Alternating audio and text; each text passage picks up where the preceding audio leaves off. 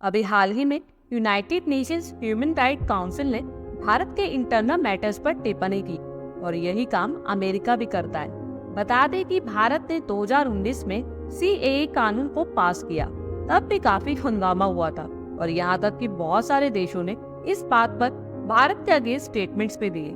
आज जब हमने फिर से सीएए यानी सिटीजनशिप अमेंडमेंट एक्ट को इम्प्लीमेंट करने का डिसीजन लिया, तो उसी समय यूनाइटेड नेशंस और अमेरिका की तरफ से भारत के खिलाफ बयान आने लगे।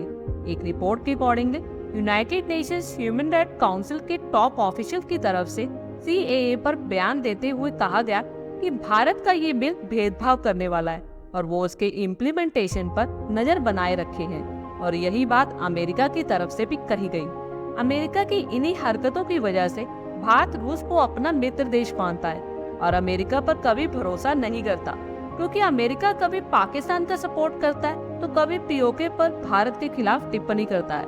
और जहां तक संयुक्त राष्ट्र की बात है तो वो अपने फंडामेंटल ड्यूटीज को छोड़कर सिर्फ भारत के इंटरनल मैटर्स पर ध्यान रखता है। संयुक्त राष्ट्र के ऑफिशियल भारत के अंदर जिस भेदभाव के आरोप लगा रहे हैं वो बिल्कुल गलत है, क्योंकि सीएए कानून दूसरे लोगों को नागरिकता देने वाला है, किसी की नागरिकता लेने वाला नहीं। और इस कानून को इसलिए बनाया गया ताकि हमारे आसपास के देशों में जो हिंदू, सिख, ईसाई और दूसरी कम्युनिटी के लोगों पर अत्याचार हो रहा है, ऐसे में उन लोगों की रक्षा के लिए भारत ने सिटीजनशिप अमेंडमेंट एक्ट तैयार किया, जिससे इन लोगों ने भारत में शरण और नागरिकता दी जा सके।